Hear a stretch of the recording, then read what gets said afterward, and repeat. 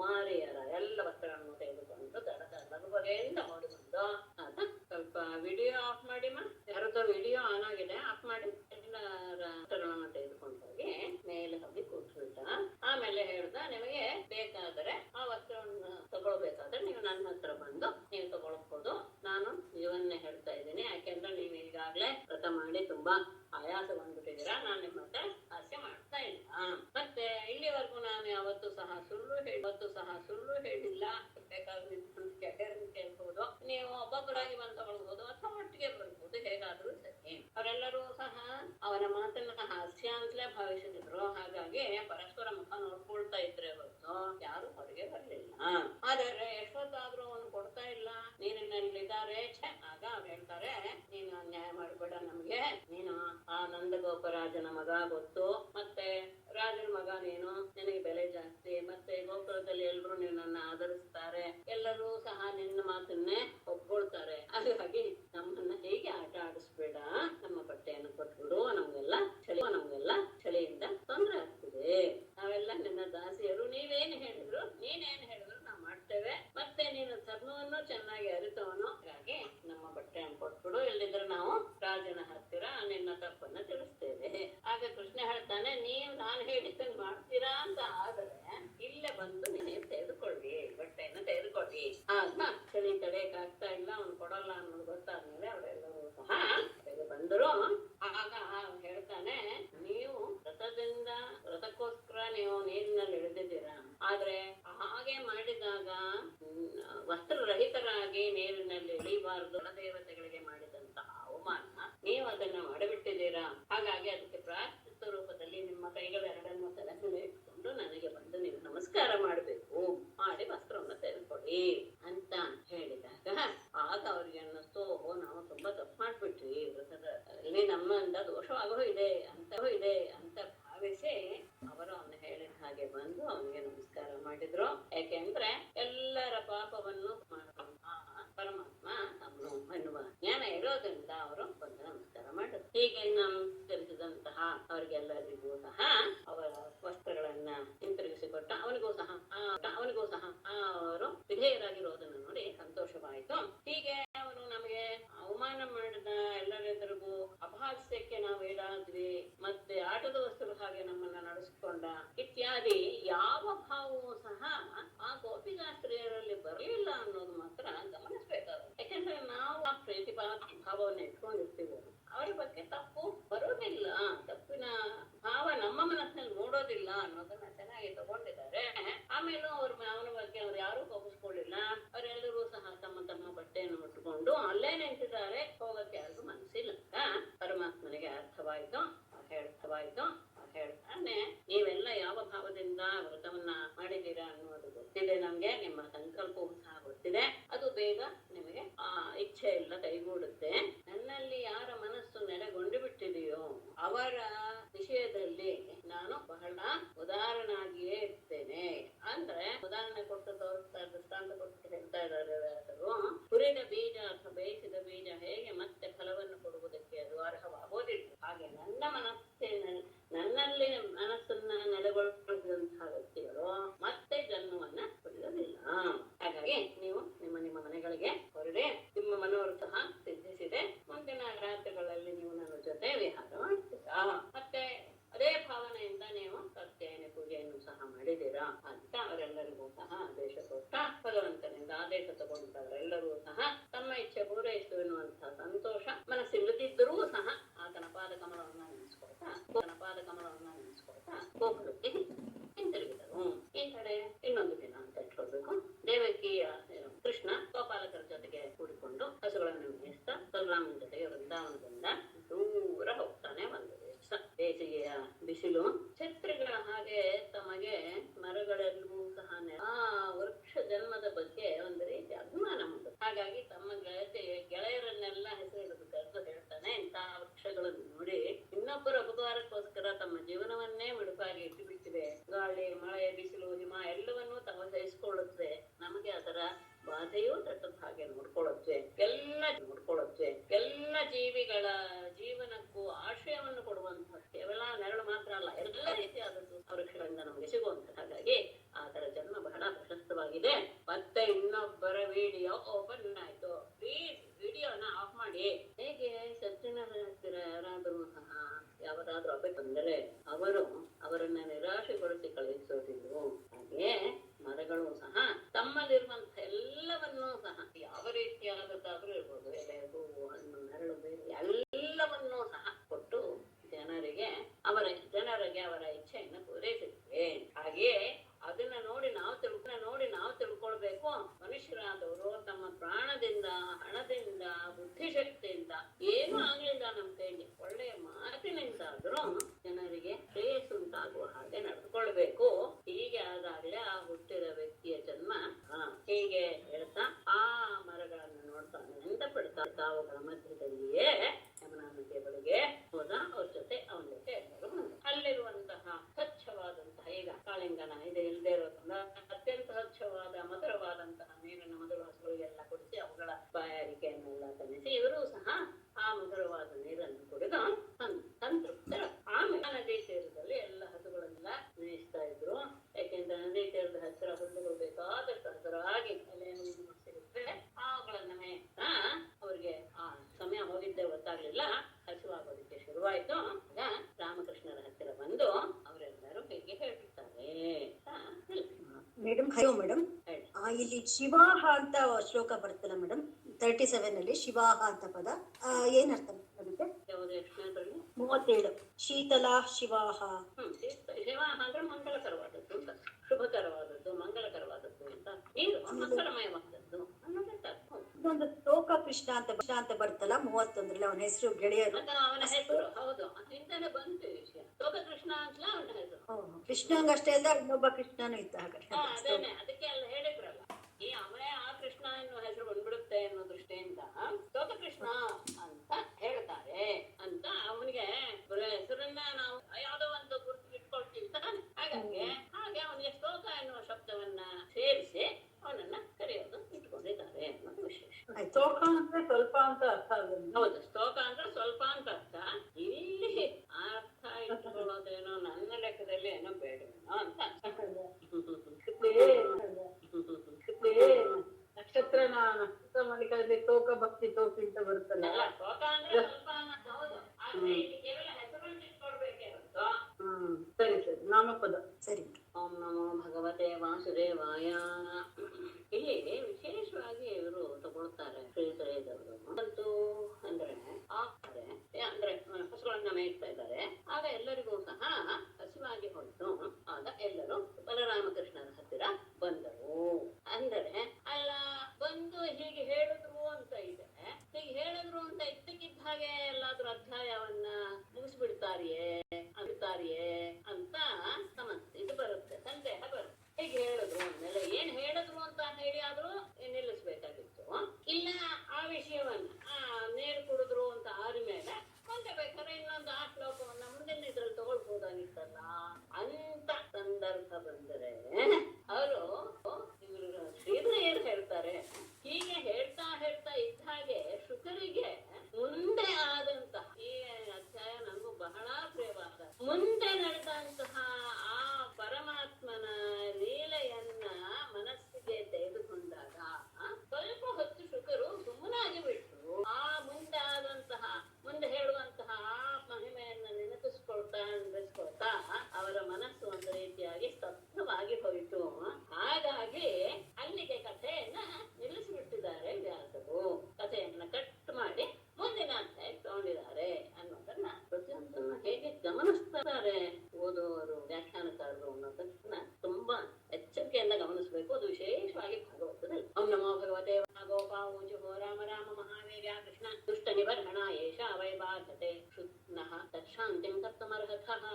ಮಹಾವೀರ್ಯ ರಾಮ ರಾಮ ದುಷ್ಟ ನಿಬರ್ಹಣ ಕೃಷ್ಣ ಏಷ ಕ್ಷುತ್ ನಃ ಬಾಧತೆ ವೈ ತತ್ಶಾಂತಿಂ ಕರ್ತುಂ ಅರ್ಹಃ. ಮಹಾವೀರ್ಯ ರಾಮ ರಾಮ ಪರಾಕ್ರಮಶಾಲಿಯಾದ ಬಲರಾಮನೇ, ದುಷ್ಟ ನಿಬರ್ಹಣ ಕೃಷ್ಣ, ಎಲ್ಲ ದುಷ್ಟರನ್ನು ಸಹ ನಾಶ ಮಾಡುವ ಸಾಮರ್ಥ್ಯವಿರುವಂತಹ ಏಷಾ ಕ್ಷುತ್, ಈ ಹಸಿವು ನಹ ಬಾಧತೆ ವೈ, ನಮ್ಮನ್ನ ಪೀಡಿಸ್ತಾ ಇದೆ. ಅಂದ್ರೆ ನಮ್ಗೆಲ್ಲರಿಗೂ ತುಂಬಾ ಹಸುವಾಗಿ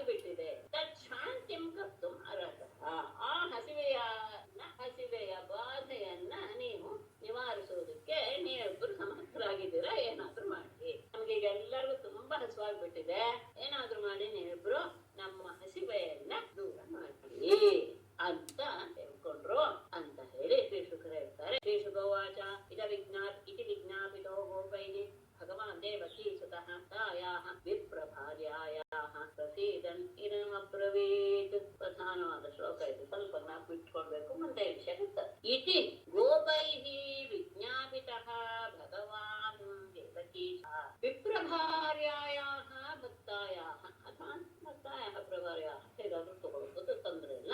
ಪ್ರಸೀದನ್ನ ಇದಂ ಅಬ್ರವೀತ್ ಇತಿ. ಈ ರೀತಿಯಾಗಿ ಗೋಪೈಹಿ ವಿಜ್ಞಾಪಿತಃ ಗೋಪಾಲಕರಿಂದ ಕೇಳಲ್ಪಟ್ಟಂತಹ ವಿಜ್ಞಾಪಿಸಿಕೊಳ್ಳಲ್ಪಟ್ಟಂತಹ ಭಗವಾನ್ ದೇವಕೀಸುತಃ ಪೂಜ್ಯನಾದ ಶ್ರೀನು ವಿಪ್ರಭಾರ್ಯಾಯಾಃ ಭಕ್ತಾಯಾಃ. ಮುಂದೆ ಬ್ರಾಹ್ಮಣರ ಒಂದು ವಿಷಯ ಬರುತ್ತೆ. ಆ ಬ್ರಾಹ್ಮಣ ಪತ್ನಿಯಾದ ಮತ್ತು ತನ್ನಲ್ಲಿ ಅತ್ಯಂತ ನಿಷ್ಠಳಾದಂತಹ ಆ ಭಕ್ತೆಗೆ ಏಕವಚನ ಪ್ರಯೋಗ ಮಾಡಿದ್ದಾರೆ ಶುಕರು. ಪ್ರಸೀದನ್ ಅವನಿಗೆ ಅನುಗ್ರಹ ಮಾಡಬೇಕು ಎನ್ನುವ ಭಾವವಂತೂ ನನಗೆ ಇದಂ ಅಬ್ರವೀತ್. ಅದನ್ನ ಮನಸ್ಸಿನಲ್ಲಿ ಇಟ್ಟುಕೊಂಡು ಮುಂದೆ ಆಡುವ ಮಾತನ್ನ ಆಡ್ತಾನೆ ಕೃಷ್ಣ. ಅವರು ಕೇಳ್ಕೊಂಡಾಗ ಈ ನೆಪದಿಂದ ನನ್ನ ಭಕ್ತಳಿಗೆ ಅನುಗ್ರಹವನ್ನು ಉಂಟು ಮಾಡಬೇಕು ಎನ್ನುವ ಭಾವ ಬಂತು ಕೃಷ್ಣನಿಗೆ. ಅದು ಸಹ ನೆರವೇರುತ್ತೆ ಎನ್ನುವಂತಹ ಅಭಿಪ್ರಾಯದಿಂದ ಮುಂದೆ ಆಡುವ ಮಾತನಾಡ್ತಾನೆ. ಪ್ರಯಾತ ದೇವಯಜನಂ ಬ್ರಾಹ್ಮಣ ಬ್ರಹ್ಮವಾದಿನಃ ಪ್ರವಾಂಗೀ ರಸಂ ನಾಮ ಯಾಜತೆ ಸ್ವರ್ಗಕಾಮ್ಯಯ. ದೇವಯಜನಂ ಪ್ರಯಾತ ಬ್ರಹ್ಮವಾದಿನಃ ಬ್ರಾಹ್ಮಣಾಃ ಸ್ವರ್ಗಕಾಮ್ಯಯ ಆಂಗಿರಸಂ ನಾಮ ಸತ್ರಂ ಆಸತೆ. ದೇವಯಜನಂ ಪ್ರಯಾತ ಇಲ್ಲೇ ಸ್ವಲ್ಪ ದೂರದಲ್ಲಿ ಒಂದು ಕಡೆ ಯಜ್ಞ ನಡೀತಾ ಇದೆ. ಅಲ್ಲಿಗೆ ನೀವೆಲ್ಲ ಹೋಗಿ. ಅಲ್ಲಿ ಯಾರಿದ್ದಾರೆ? ಬ್ರಹ್ಮವಾದಿನಃ ಬ್ರಾಹ್ಮಣ. ಇಲ್ಲಿ ಇದರಲ್ಲಿ ಚೆನ್ನಾಗಿ ತಗೊಳ್ತಾರೆ. ಬ್ರಹ್ಮವಾದಿನಃ, ಬ್ರಹ್ಮ ಶಬ್ದಕ್ಕೆ ಇಲ್ಲಿ ವೇದ ಅಂತ. ಬ್ರಹ್ಮವಾದಿನಃ ಅಂತಂದ್ರೆ ವೇದವನ್ನ ಓದುತ್ತಾ ಇರುವವರು ಅಷ್ಟೇ ಹೊರತು ವೇದವನ್ನ ತಿಳಿದವರು ಅಲ್ಲ ಎನ್ನುವ ಭಾವವನ್ನು ಸಹ ಪ್ರಕಟಪಡಿಸ್ತಾ ಇದ್ದಾನೆ ಕೃಷ್ಣ. ಕೇವಲ ವೇದಗಳನ್ನ ಓದ್ತಾ ಇದ್ದಾರೆ ಅಂತಹ ಬ್ರಾಹ್ಮಣರು ಸ್ವರ್ಗಕಾಮ್ಯನ, ತಮಗೆ ಸ್ವರ್ಗ ಸಿಗಲಿ ಎನ್ನುವ ಆಸೆಯಿಂದ ಆಂಗಿರಸಂ ನಾಮ ತತ್ವಂ ಆಸೆ. ಆಂಗಿರಸ ಎನ್ನುವಂತಹ ಒಂದು ಯಾಗವನ್ನ ಅವರು ಮಾಡ್ತಾ ಇದ್ದಾರೆ. ಅಂಗಿರಸ ಅಂದ್ರೆ ಬೃಹಸ್ಪತಿ ಸ್ತವ ಅಂತ. ಅಂದ್ರೆ ಬೃಹಸ್ಪತಿಗೆ ಸಂಬಂಧಪಟ್ಟದ್ದಾದ್ರಿಂದ ಅದನ್ನ ಅಂಗಿರಸ ಶಬ್ದದಿಂದ ಹೇಳ್ತಾ ಇದ್ದಾರೆ. ಅಂಗಿರಸ ಕಥಿತಂ ಅಂತ ಅರ್ಥ ಮಾಡ್ತಾರೆ. ಬೃಹಸ್ಪತಿಯಿಂದ ಹೇಳಲ್ಪಟ್ಟದ್ದು ಅದು ಅಂಗಿರಸಂ ನಾಮ. ಆ ಬೃಹಸ್ಪತಿ ಸತ್ರ ಎನ್ನುವಂತಹ ಒಂದು ಯಾಗವನ್ನ ಮಾಡ್ತಾ ಇದ್ದಾರೆ. ಅಲ್ಲಿ ಬ್ರಾಹ್ಮಣರೆಲ್ಲರೂ ವೇದವನ್ನ ಓದಿದವರು. ಅಲ್ಲಿ ನೀವು ಹೋಗಿ. ಅಲ್ಲಿ ಹೋಗಿ ಏನ್ ಮಾಡ್ಬೇಕು? ತತ್ರ ಗತ್ವ ಉದರಂ ಗೋಪಾಃ ಯಾಚತ ಅಸ್ಮದ್ ವಿಸರ್ಜಿತಾಃ ಕೀರ್ತಯಂತೋ ಭಗವತಃ ಆರ್ಯಸ್ಯ ಮಮ ಚ ಅರ್ಜುನಂ. ತತ್ರ ಗತ್ವ ಮೊದಲ ಗೋಪಾಃ ತಗೊಳ್ಳಿ. ಗೋಪಾಃ ತತ್ರ ಗತ್ವ ಓದನಂ ಯಾಚತ ಭಗವತಃ ಆರ್ಯಸ್ಯ ಮಮ ಚ ಅಭಿಧಾಂ ಅಸ್ಮದ್ ವಿಸರ್ಜಿತಾಃ ಕೀರ್ತಯಂತಃ.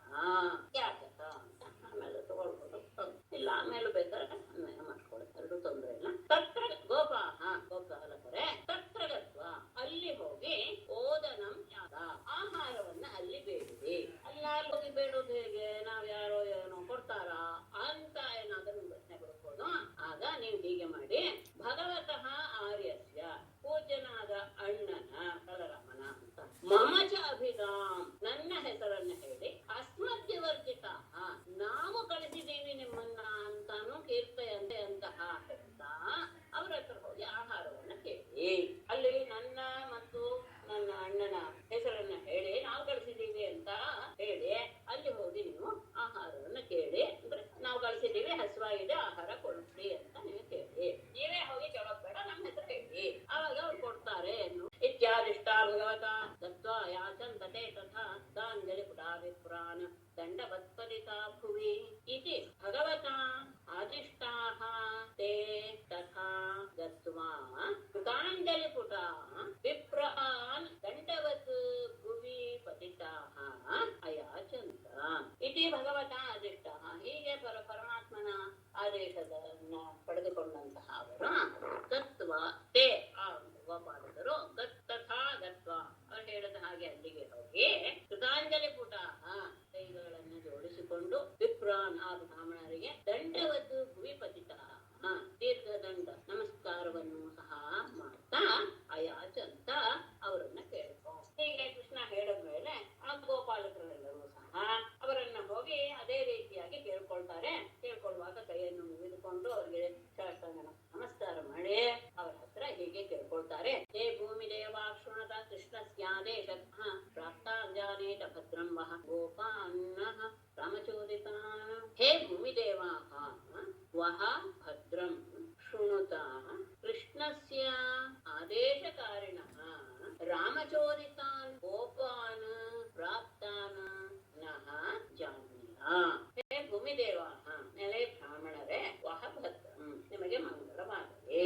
ಶೃಣುತ, ನಾವ್ ಹೇಳೋದನ್ನು ಕೇಳಿಸ್ಕೊಳ್ಳಿ. ಕೃಷ್ಣಸ್ಯ ಆದೇಶಕಾರಿಣಃ, ಕೃಷ್ಣನ ಆದೇಶವನ್ನ ರಾಮಚೋದಿತಾನ್, ಬಲರಾಮನಿಂದಲೂ ಸಹ ಪ್ರೇರೇಪಿಸಲ್ಪಟ್ಟ ಗೋಪಾನ್, ಗೋಪಾಲಕರನ್ನಾಗಿ ಪ್ರಾಪ್ತಾನ್ ನಃ, ಇಲ್ಲಿಗೆ ಬಂದಿರುವಂತಹ ನಮ್ಮನ್ನ ನೀವು ಜಾತ ತಿಳಿಯಿರಿ.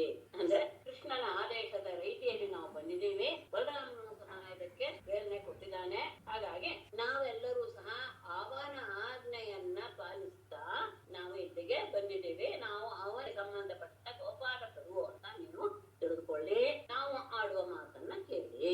ಏನು?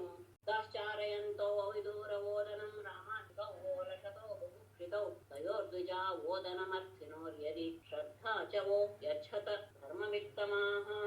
ಅವಿದೂರೆ ಗಾಹಚಾರಯಂತೌ ರಾಮಾಚ್ಯುತೌ ಬುಭುಕ್ಷಿತೌ ವಹ ಓದನಂ ದಶತಃ ದ್ವಿಜಾಃ ಧರ್ಮವಿತ್ತಮಾಃ. ಓದನಂ ಅರ್ಥಿನೋಃ ತಯೋಃ ಯದಿ ಶ್ರದ್ಧಾ ಬೇಡ ದ್ವಿಜಾಃ ಧರ್ಮವಿತ್ತಮಾಃ ಅರ್ಥಿನೋಃ ತಯೋಃ ಯದಿ ಓದನಂ ಚ ಯದಿ ವಹ ಯಚ್ಛತ. ಅವಿದೂರೆ, ಹತ್ತಿರದಲ್ಲಿಯೇ, ಗಾಹಚಾರಯಂತೋ, ಹಸುಗಳನ್ನ ಮೇಯಿಸ್ತಾ, ರಾಮಾಚ್ಯುತೌ, ರಾಮ ಮತ್ತು ಕೃಷ್ಣರಿಬ್ಬರೂ ಸಹ ಬುಭುಕ್ಷಿತೌ, ಅವರು ಹಸಿದಿರುವ ಅವರಿಬ್ಬರಿಗೂ ಸಹ ಓದನಂ ಬಹಳಟ, ನಿಮ್ಮ ಅನ್ನವನ್ನ ಅವರು ಬಯಸ್ತಾ ಇದ್ದಾರೆ. ಅಂದ್ರೆ ನಿಮ್ಮಿಂದ ಆಹಾರವನ್ನ ಬಯಸ್ತಾ ಇದ್ದಾರೆ. ದ್ವಿಜಾಹ, ಬ್ರಾಹ್ಮಣರೇ, ಧರ್ಮವಿತ್ತಮಾಹ, ಧರ್ಮವನ್ನ ತಿಳಿದಂತಹರೇ, ಅರ್ಥಿನೋಹ ತಯೋಹೋ, ಯಾಚಕರಾಗಿ ಬಂದಂತಹ ಅವರಿಬ್ಬರ ವಿಷಯದಲ್ಲಿ ಯದಿ ಶ್ರದ್ಧಾ, ನಿಮಗೆ ಶ್ರದ್ಧೆ ಇದ್ದರೆ, ಅಷ್ಟೇ ಅಲ್ಲ ಓದನಂ ಇದೆ, ಅನ್ನವೂ ಸಹ ಆಹಾರವೂ ಸಹ ಇದ್ದರೆ ಅದನ್ನ ನಮ್ಗೆ ಎಚ್ಚರ ಕೊಡಿ. ನಾವು ಕೃಷ್ಣನ ಆದೇಶದ ಹಾಗೆ ಬಂದಿದ್ದೇವೆ. ಅವರಿಬ್ಬರು ಇಲ್ಲೇ ಹತ್ತಿರದಲ್ಲಿಯೇ ಹಸುಗಳನ್ನ ಮೇಯಿಸ್ತಾ ಇದ್ದಾರೆ. ಅವರಿಗೆ ಹಸುವಾಗಿರೋದ್ರಿಂದ ಅವರು ನಿಮ್ಮ ಹತ್ರ ಆಹಾರವನ್ನು ಬಯಸ್ತಾ ಇದ್ದಾರೆ. ನೀವು ಧರ್ಮವನ್ನ ತಿಳಿದವರು, ಹಾಗಾಗಿ ನಿಮ್ಮಲ್ಲಿ ಅನ್ನವೂ ಇದೆ ಮತ್ತೆ ಅವರಿಬ್ಬರ ಬಗ್ಗೆ ಶ್ರದ್ಧೆಯೂ ಇದೆ ಅಂತ ಆದರೆ ನಮಗೆ ಆಹಾರವನ್ನು ಕೊಡಿ ಅಂತ ಅಲ್ಲ. ಯಾಗದಲ್ಲಿ ಇದೀವಿ, ಯಾಗದಲ್ಲಿ ಮಾಡಿರುವಂತಹ ಅನ್ನವನ್ನು ಕೊಡಬಹುದೇ ಅಂತ ನಿಮಗೆ ಪ್ರಶ್ನೆ ಬರಬಹುದು.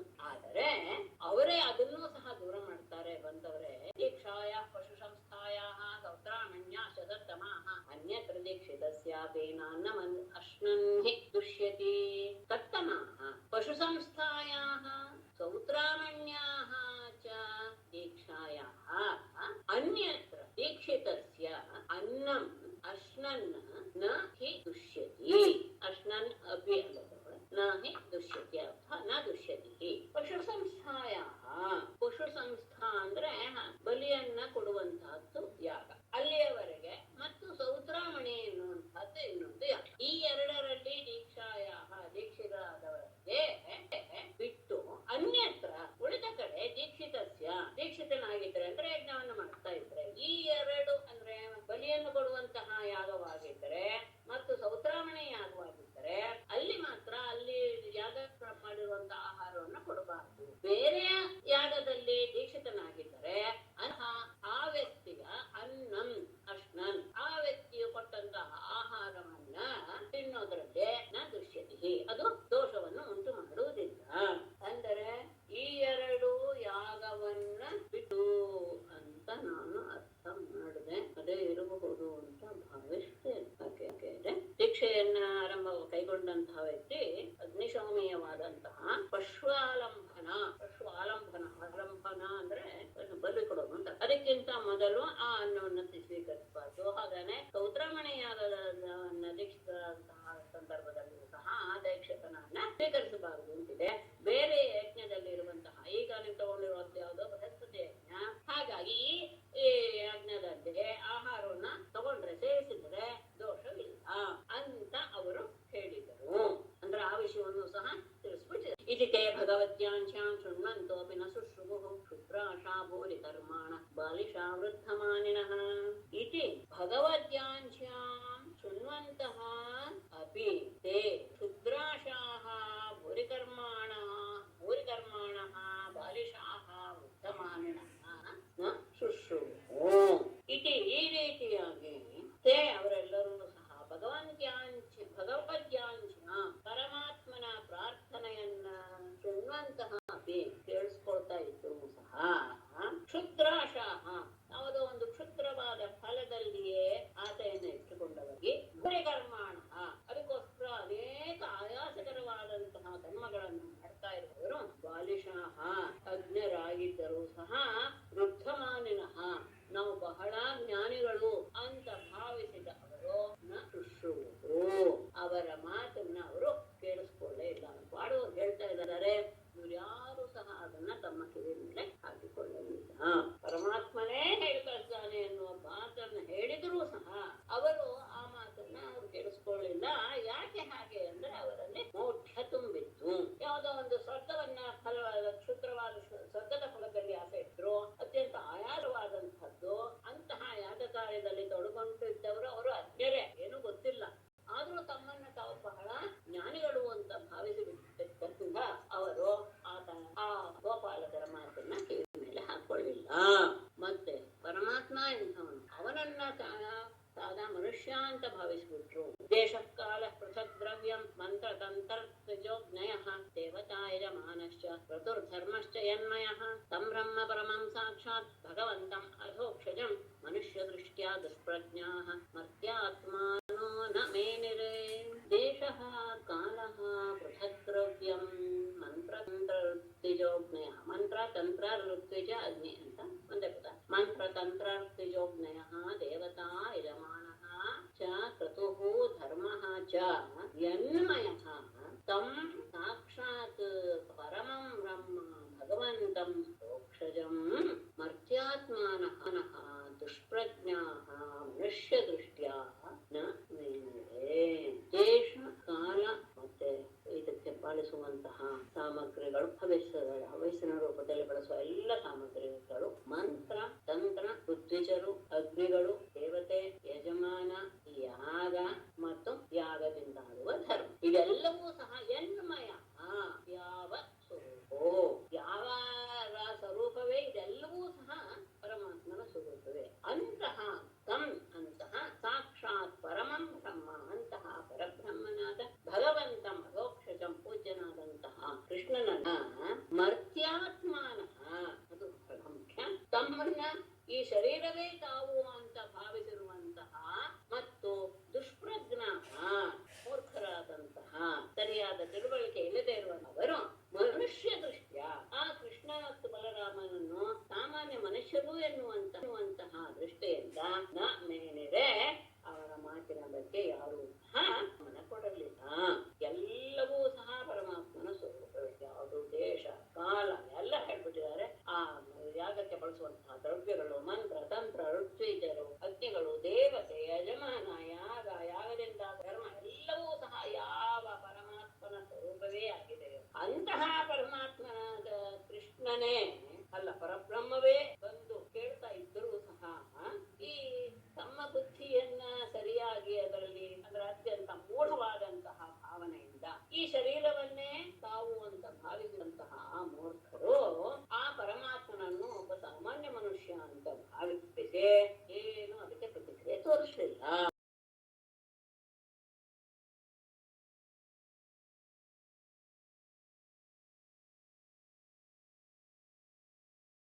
ನತೆ ಯದೋ ಮಿತಿ ಪ್ರೋಜೋಃ ನನೇತಿ ಚ ಪರಂತಪ ಗೋಪಾ ನಿರಾಶಾ ಪ್ರತ್ಯೇತ್ಯ ತಥೋಚುಃ ಕೃಷ್ಣರಾಮಯೋಃ ಯದಾ ತೇ ಓಂ ಇತಿ ನ ಪ್ರೋಚುಃ ನ ಇತಿ ನ ಚ ಪ್ರೋಚುಃ ಪರಂತಪ ಮತಗಳು ನಿರಾಶಾಃ ಗೋಪಾಃ ಪ್ರತ್ಯೇತ್ಯ ಕೃಷ್ಣರಾಮಯೋಃ ಯದಾ ಯಾವಾಗ ಓಂ ತೇ ಆ ಜಗದಲ್ಲಿ ನಿರತರಾದ ಬ್ರಾಹ್ಮಣರು ಓಂ ಇತಿ ನ ಪ್ರೋಚುಃ ಹೂ ಅಂತಾನು ಹೇಳಲಿಲ್ಲ, ಒಪ್ಪಿಗೆನೂ ಸೂಚಿಸಿಲ್ಲ, ನ ಇತಿ ಚ ನ ಇಲ್ಲ ಅಂತಾನು ಹೇಳಲಿಲ್ಲ. ಆಗ ನಿರಾಶಾಹ ಗೋಪಾಃ ನಿರಾಶೆಗೊಂಡ ಆ ಗೋಪಾಲಕರು ಪ್ರತ್ಯೇತ್ಯ ಹಿಂದಿರುಗಿ ಬಂದು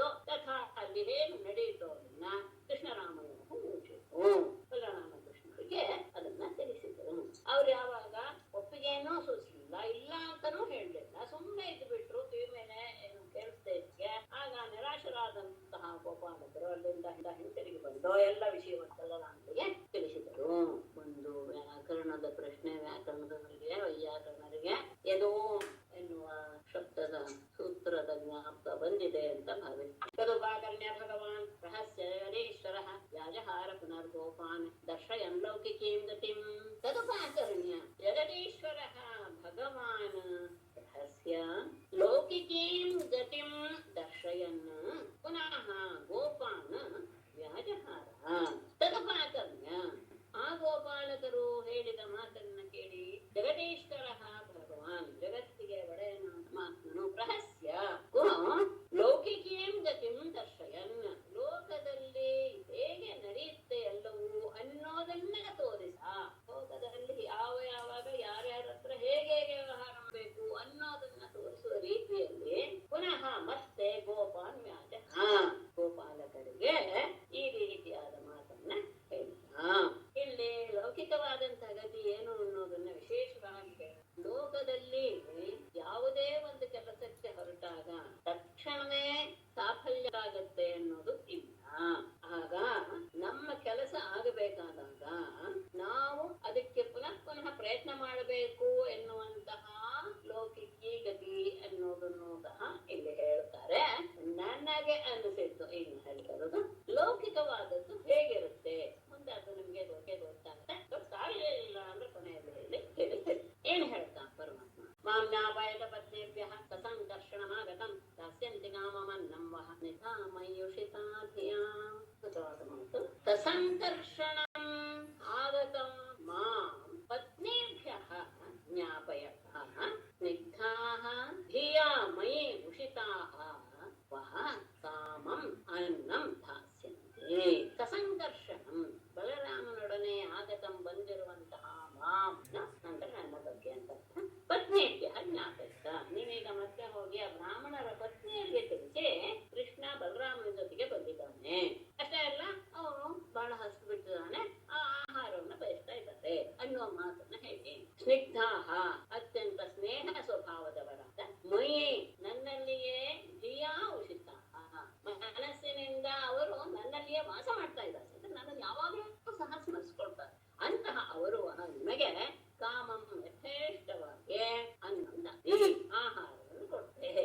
ಲೋಕದ ಸ್ಥಿತಿ ಹೀಗಿದೆ ಅನ್ನೋದನ್ನ ತೋರಿಸ್ತಾ ಹೇಳ್ತಾನೆ ನೀವೆಲ್ಲರೂ ಸಹ ಹೋಗಿ ಬಲರಾಮನ ಜೊತೆ ಕೆಟ್ಟ ಬಂದಿದ್ದಾನೆ ಅನ್ನೋದನ್ನ ಬ್ರಾಹ್ಮಣರ ಪತ್ನಿಯರಿಗೆ ತಿಳಿಸಿ ಅತ್ಯಂತ ಸ್ನಿಗ್ಧರಾದ ಸ್ನೇಹ ಸ್ವಭಾವದವರಾದವರು ತಮ್ಮ ಮನಸ್ಸನ್ನ ನನ್ನಲ್ಲಿಯೇ ನೆಲೆಸಿಬಿಟ್ಟಿದ್ದಾರೆ. ಅವರು ನಿಮಗೆ ಬೇಕಾದಷ್ಟು ಆಹಾರವನ್ನು ಕೊಡ್ತಾರೆ, ನೀವು ಅಲ್ಲಿ ಹೋಗಿ ಕೇಳಿ ಆಯ್ತು ಅಂತ ಅವರೆಲ್ಲರೂ ಗತ್ವಾಥ ಪತ್ನಿ ಶಾಲಾಯಾಂ ದೃಷ್ಟ್ವಾ ಸೇನಾ ಸ್ವಲಂಕೃತಾಃ ನತ್ವಾ ದ್ವಿಜಸತೆ ಗೋಪಾಃ ಪಿತಾ ಇದಮಬ್ರುವನ್. ಅಥ ಪತ್ನಿ ಶಾಲಾಯಾಂ ಗತ್ವಾ ಸ್ವಲಂಕೃತಾಃ ಆಸೀನಾಃ ದ್ವಿಜಸತೀಃ ದೃಷ್ಟ್ವಾ ಗೋಪಾಃ ನತ್ವಾ ಪ್ರಶ್ರಿತಾಃ ಇದಂ ಅಬ್ರುವನ್. ಅಥ ಬಳಿಕ ಅಂತ ಕೃಷ್ಣನ ಆಜ್ಞೆಯ ರೀತಿಯಲ್ಲಿ ಪತ್ನಿ ಶಾಲಾಯಾಂ ಗತ್ವಾ ಪತ್ನಿಯರಿರುವಂತಹ ಅಡಿಗೆ ಮನೆಯ ಸ್ಥಳ ಆ ಪತ್ನಿಯ ಬ್ರಾಹ್ಮಣರ ಪತ್ನಿಯರಿರುವಂತಹ ಸ್ಥಳಕ್ಕೆ ಗತ್ವಾ ಹೋಗಿ ಅಲ್ಲಿ ಸ್ವಲಂಕೃತಾಃ ಒಳ್ಳೆಯ ರೀತಿಯಲ್ಲಿ ಅಲಂಕಾರ ಮಾಡಿಕೊಂಡು ಆಸೀನಾಃ ಕುಳಿತಿರುವ ದ್ವಿಜಸತೀಃ ದೃಷ್ಟ್ವಾ ಆ ಬ್ರಾಹ್ಮಣರ ಪತ್ನಿಯರನ್ನು ನೋಡಿ ಗೋಪಾಃ ಹೋಗ್ತೀನಿ ಗೋಪಾಲಕರು ನತ್ವಾ ಅವರಿಗೆ ನಮಸ್ಕಾರ ಮಾಡಿ ಪ್ರಶ್ನಿತಾಃ ವಿನಯಪೂರ್ವಕವಾಗಿ ಇದಂ ಅನ್ನ ಮುಂದಾಡುವನ್ನ ಅಷ್ಟೇ. ಕೃಷ್ಣನ ಮಾತನ್ನ ಕೇಳಿ ಆ ಗೋಪಾಲಕರೆಲ್ಲರೂ ಸಹ ಬ್ರಾಹ್ಮಣರ ಪತ್ನಿಯರಿರುವ ಸ್ಥಳಕ್ಕೆ ಹೋದರು.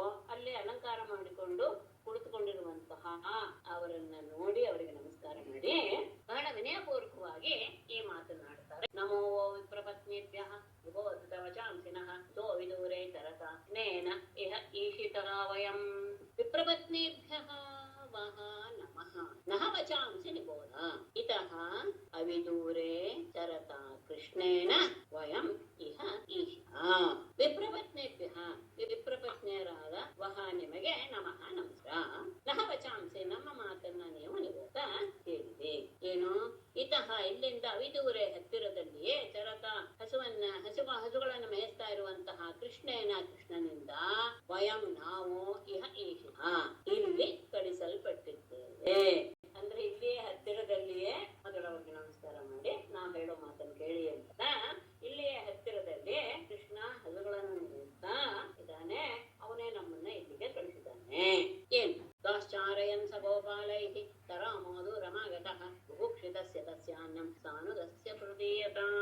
ಸಹ ಗೋಪಾಲೈಃ ತರಾಮಃ ಗಾಹ ಚಾರಯನ್ನ ದೂರಮಾಗತ ಸಾನುಗಸ್ಯ ಭುಭಕ್ಷಿತಸ್ಯ ತಸ್ಯ ಅನ್ನಂ ಪ್ರದೀಯತಾಂ. ಸಹ ಆ ಕೃಷ್ಣನು ಗೋಪಾಲೈಃ ಗೋಪಾಲಕರೊಡನೆ ಸರಾಮಃ ಬಲರಾಮನ ಜೊತೆಗೆ ಗಾಹಚಾರಯನ್ನ ಹಸುಗಳನ್ನು ಮೇಯಿಸ್ತಾ ದೂರಮಾಗತಃ ಬಹಳ ದೂರಕ್ಕೆ ಬಂದ್ಬಿಟ್ಟಿದ್ದಾನೆ.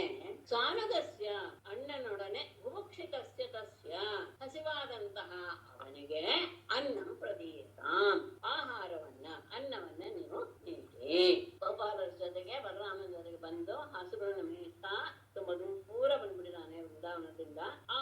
ಅವರ ಜೊತೆ ಅವನಿಗೆ ಈಗ ಎಲ್ಲರ ಜೊತೆ ಇರುವಂತಹ ಅಣ್ಣನ ಜೊತೆ ಸಾನುಗಸ್ಯ ಗೋಪಾಲಕರ ಜೊತೆಗೆ ಇರುವಂತಹ ಅವನು ಈಗ ಹಸಿದಿದ್ದಾನೆ. ಅವನಿಗೆ ನೀವು ಆಹಾರವನ್ನು ಕೊಡಿ. ಶುತ್ವಾಚ್ಯುತ ಉಪಾಯಾತಂ ನಿತ್ಯಂ ದತ್ತರ್ಷಣೋತ್ಸುಕಾಃ ತತ್ತಥಾಕ್ಷಿಪ್ತ ಮನಸಃ ಬಭೂವುಃ ಜತ ಸಂಭ್ರಮಾಃ. ಉಪಾಯಾತಂ ಅಚ್ಯುತಂ ಶ್ರುತ್ವಾ ನಿತ್ಯಂ ತದ್ದರ್ಶನೋತ್ಸುಕಾಃ ತತ್ತಥಾಕ್ಷಿಪ್ತ ಮನಸಃ ಜತ ಸಂಭ್ರಮಾಃ ಬಭೂವುಃ. ಉಪಾಯಾತಂ ಅಚ್ಯುತಂ, ಇಲ್ಲಿಗೆ ಬಂದ್ಬಿಟ್ಟಿದ್ದಾನೆ ಕೃಷ್ಣ ಎನ್ನುವುದನ್ನು ಶ್ರುತ್ವ ಕೇಳಿ ನಿತ್ಯಂ ಯಾವಾಗಲೂ ತದ್ದರ್ಶನೋತ್ಸುಕಾಃ ಅವನನ್ನ ನೋಡ್ಬೇಕು ಎನ್ನುವಂತಹ ಆಸೆಯಿಂದ ಕೂಡಿರುವಂತಹ ಅವರು ತತ್ಕಥಾಕ್ಷಿಪ್ತ ಮನಸಃ. ಇಲ್ಲಿ ಈ ಶಬ್ದಕ್ಕೆ ಎರಡು ರೀತಿಯಾಗಿ ಅರ್ಥ ಮಾಡಬಹುದು. ಆತನ ಮಹಿಮೆಯನ್ನ ಆತ ಮಾಡಿರುವಂತಹ ಎಲ್ಲ ವಿಷಯವನ್ನ ಕೇಳಿ ಕೇಳಿ ಅವರ ಮನಸ್ಸು ಅವನಲ್ಲಿ ನೆಲೆಸಿ ಬಿಟ್ಟಿತ್ತು ಒಂದು. ಈಗ ಇವ್ರೇನ್ ಹೇಳ್ತಿದ್ದಾರೆ, ಅವನು ಹಸಿರಿದ್ದಾನೆ ಎನ್ನುವ ಮಾರೆ ಅಯ್ಯೋ ಅದರಿಂದ ಇನ್ನೂ ಅವರ ಮನಸ್ಸಿಗೆ ಒಂದು ರೀತಿಯಾದಂತಹ ಕಳವಳ ಅನ್ನೋದು ಉಂಟಾಯಿತು. ಆ ಮಾತಿನಿಂದ ಸೆಳೆಯಲ್ಪಟ್ಟ ಮನಸ್ಸುಳ್ಳವರಿಗೆ ಎರಡನ್ನು ತಗೊಳ್ಬಹುದು. ಅವನು ಮಾಡಿದಂತಹ ಕಥೆಗಳ ಮಹಿಮೆಗಳ ಬಗ್ಗೆ ಮೊದಲೇ ಅವರ ಮನಸ್ಸು ಸೆಳೆಯಲ್ಪಟ್ಟಿತ್ತು ಅವನ ಹತ್ತಿರಕ್ಕೆ, ಅಥವಾ ಈಗ ಹೇಳಿದಂತಹ ವಿಷಯವನ್ನ ಕೇಳಿ ಸೆಳೆಯಲ್ಪಟ್ಟ ಮನಸ್ಸುಳ್ಳವರಾಗಿ ಜತ ಸಂಭ್ರಮ ಬಹಳ ಸಡಗರದಿಂದ ಬಹು ಕೂಡಿದವರಾದರು. ಕೃಷ್ಣ ಇಲ್ಲಿಗೆ ಬಂದಿದ್ದಾನೆ ಅನ್ನುವ ಮಾತನ್ನ ಕೇಳಿದ ತಕ್ಷಣ ಅವರನ್ನು ನೋಡ್ಬೇಕು ಅಂತ ಅವರು ಬಹಳ ದಿನದಿಂದ ಆಸೆಯಿಂದ ಇದ್ರು. ಆತನ ವಿಷಯಗಳು ಸಹ ಅವರ ಮನಸ್ಸನ್ನ ಸೆಳೆದಿತ್ತು. ಈಗ ಆತ ಹಸಿದಾನೆ ಅನ್ನುವಂತಹ ಮಾತು ಇನ್ನೂ ಅವರ ಮನಸ್ಸಿಗೆ ಹಿಂಸೆಯನ್ನು ಉಂಟು ಮಾಡಿತು. ಅಂತಹ ಕೃಷ್ಣನನ್ನು ನೋಡ್ಬೇಕು ಎನ್ನುವಂತಹ ಸಂಭ್ರಮ ಎಲ್ಲರನ್ನು ಮನೆ ಮಾಡಿತು. ಏನ್ ಮಾಡಿದ್ರು, ಚತುರ್ವಿಧಂ ಬಹುಗುಣಂ ಅನ್ನಮಾದಾಯ ಭಾಜನೈಃ ಅಭಿಸಸ್ರುಃ ಪ್ರಿಯಂ ಸರ್ವಾಃ ತ್ರಮಿವ ನಿಮ್ನಗಾಃ. ಭಾಜನೈಃ ಚತುರ್ವಿಧಂ ಬಹುಗುಣಂ ಅನ್ನಂ ಆದಾಯ ಸರ್ವಾಃ ನಿಮ್ನಗಾಃ ಸಮುದ್ರಂ ಇವ ಪ್ರಿಯಂ ಅಭಿಸಸ್ರುಃ. ಭಾಜನೈಃ ಪಾತ್ರೆಗಳಿಂದ, ಚತುರ್ವಿಧಂ ನಾಲ್ಕು ರೀತಿಯ ಭಕ್ಷ್ಯ ಭೋಜ್ಯ ಲೇಹ್ಯ ಚೋಷ್ಯ ಅಂತ ಇರುತ್ತಲ್ಲ, ಆ ರೀತಿಯಾದಂತಹ ನಾಲ್ಕು ರೀತಿಯ ಬಹುಗುಣ ಅತ್ಯಂತ ಉತ್ಕೃಷ್ಟವಾದ ಅನ್ನ ಆಹಾರವನ್ನ ಆದಾಯ ತೆಗೆದುಕೊಂಡು ಸರ್ವಾಹ ಎಲ್ಲ ಬ್ರಾಹ್ಮಣ ಪತ್ನಿಯರು ಸಹ ನಿಮ್ನಗಾಹ ಸಮುದ್ರಮಿವ ನೆಗಳು ಹೇಗೆ ಸಮುದ್ರವನ್ನ ಸೇರುವುದಕ್ಕೆ ಗಡಿಬಿಡಿಯಿಂದ ಹೋಗುತ್ತೋ ಹಾಗೆ ಪ್ರಿಯಂ ಅಭಿಸಸ್ರು ತಮಗೆ ಪ್ರೀತಿ ಪಾತ್ರನಾದ ಕೃಷ್ಣನನ್ನ ಅವರೆಲ್ಲರೂ ಹೊಂದಿದರು. ಬಹಳ ಆನಂದವಾಗೋಯ್ತು, ಬಹಳ ಸಂಭ್ರಮ ಸಡಗರ. ಮನೆಯಲ್ಲಿ ಮಾಡಿರುವಂತಹ ಎಲ್ಲ ರೀತಿಯ ಉತ್ತಮವಾದಂತಹ ಆಹಾರಗಳನ್ನ ಪಾತ್ರಗಳಲ್ಲಿ ತೆಗೆದುಕೊಂಡು ಕೃಷ್ಣನನ್ನ ಯಾವಾಗ ನೋಡ್ತೀವೋ ಎನ್ನುವ ಭಾವನೆಯಿಂದ ಎಲ್ಲರೂ ಅವನಂತರು ಹೇಗೆ ನದಿಗಳು ಒಂದೇ ವೇಗದಿಂದ ಸಮುದ್ರವನ್ನು ಸೇರುವುದಕ್ಕೆ ಹಾತೊರೆಯುತ್ತೋ ಹಾಗೆ ಹೋಗ್ತಾ ಇರುವಂತಹ ಅವರನ್ನ ಮನೆಯಲ್ಲಿ ಎಲ್ಲರೂ ಸಹ ತಡಿತಾರೆ. ಚಿತ್ಯಮಾನ ಭ್ರಾತೃಭಿರ್ಬಂಧುಭಿ ಸುತೈಃ ಭಗವತಿ ಉತ್ತಮ ಶ್ಲೋಕೆ ದೀರ್ಘಶ್ರುತ ಧೃತಾಶಯಾಃ. ಪತಿಭಿಃ ಭ್ರಾತೃಭಿಃ ಬಂಧುಭಿಃ ಶ್ರುತೈಃ ನಿಷಿಧ್ಯಮಾನಾಃ ಅಪಿ ಅಂತ ಅಲ್ಲಿಗೆ ತಗೊಳ್ಳಿ, ಅಥವಾ ಮುಂದೆ ಹೊರಟರು ಅನ್ನೋದು ಇಟ್ಕೊಳ್ಳೋಣ. ದೀರ್ಘಶ್ರುತ ಧೃತಾಶಯಾಃ ಅಲ್ಲ ಬೇಡ. ಉತ್ತಮ ಶ್ಲೋಕೆ ಭಗವತಿ ದೀರ್ಘಶ್ರುತ ಧೃತಾಶಯಾಃ ಯಮುನೋಪವನೆ ಅಶೋಕನವಮಲ್ ಪಲ್ಲವ ಮಂಡಿತೆ ವಿಚರಂತ ಮೃತಂ ಗೋಪೈಃ ಸಾಗ್ರಜಂ ದೃಶಸ್ತ್ರಿಯಃ. ಅರ್ಥ ಹೇಳ್ಬಿಡ್ತೇನೆ, ಎಲ್ಲ ಹಿಂದಕ್ಕೆ ಬೇಕಾದ್ರೂ ಅರ್ಥ ಮಾಡ್ಕೊಳ್ಬಹುದು. ಎರಡು ರೀತಿಯಾದನ್ನ ಹೇಳ್ತೇನೆ. ಅಶೋಕನವ ಪಲ್ಲವ ಮಂಡಿತೆ ಯಮುನೋಪವನೆ ಗೋಪೈಃ ವೃತಂ ಸಾಗ್ರಜಂ ವಿಚರಂತಂ ಸ್ತ್ರಿಯಃ ದತ್ತಂ. ಪತಿಭಿಃ ಗಂಡಂದರಿಂದ, ಭ್ರಾತೃಭಿಃ ಸಹೋದರರಿಂದ, ಬಂಧುಭಿಃ ಬಂಧುಗಳಿಂದ, ಸುತೈಃ ಮಕ್ಕಳಿಂದಲೂ ಸಹ ನಿಷಿಧ್ಯಮಾನ ತಡೆಯಲ್ಪಡುತ್ತಿದ್ದರು ಸಹ. ಹೀಗೆಲ್ಲ ಕೊಡಬಾರ್ದು, ಹೋಗೋದು ಸರಿಯಲ್ಲ ಅಂತ ಎಲ್ರು ಮನೇಲಿ ಇರೋರೆಲ್ಲರೂ ಸಹ ಅವರನ್ನ ತಡಿತಾ ಇದ್ದಾರೆ. ಆದರೆ ಉತ್ತಮ ಶ್ಲೋಕೆ ಭಗವತಿ ಅತ್ಯಂತ ಪವಿತ್ರಾತ್ಮನಾದ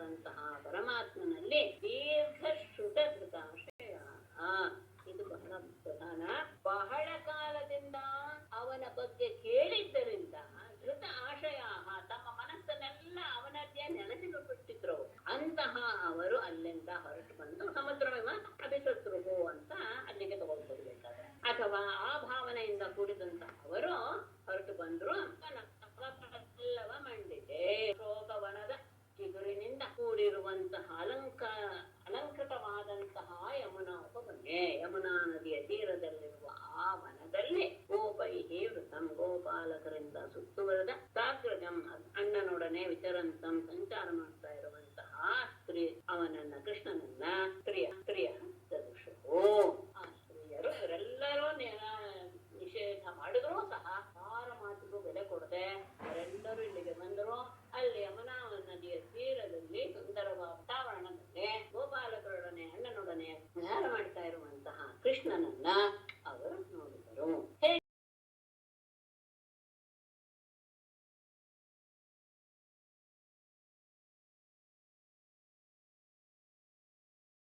ಶ್ಯಾಮಂ ಹಿರಣ್ಯ ಪರಿಧಿಂ ವನಮಾಲ್ಯ ಬರ್ಹದಾದು ಪ್ರವಾಲಕಮನ ಉರತಾಂಸೆ ವಿನ್ಯಸ್ತ ಹಸ್ತಮಿತರೇಣ ದುನಾನಮಬ್ಜಂ ಕರ್ಣೋತ್ಪಲಾಲಕ ಕಪೋಲ ಮುಖಾಬ್ಜಹಾಸಂ. ಇಂಥವನನ್ನು ನೋಡಿದ್ರು.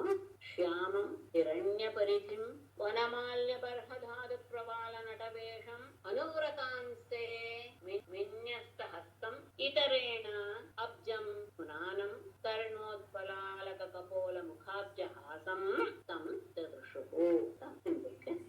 ಶ್ಯಾಮಂ ಕಪ್ಪಾದ ಕಾಂತಿಯುಳ್ಳ ಹಿರಣ್ಯ ಪರಿಧಿ, ಹಿರಣ್ಯ ಅಂದ್ರೆ ಚಿನ್ನ, ಚಿನ್ನದ ಪರಿಧಿ ಅಂದ್ರೆ ಪೀತಾಂಬರವನ್ನ ಬಣ್ಣದ ಪೀತಾಂಬರವನ್ನು ಧರಿಸಿರುವ ವನಮಾಲ್ಯ ಬರಹ, ವನಮಾಲೆಯ ನವಿಲುಗರಿ ಧಾತು, ವೈದಿಕಾದಿ ಧಾತುಗಳು, ಪ್ರವಾಲ, ಚಿಗುರು ಇದನ್ನೆಲ್ಲ ಅವನು ಧರಿಸಿದ್ದಾನೆ.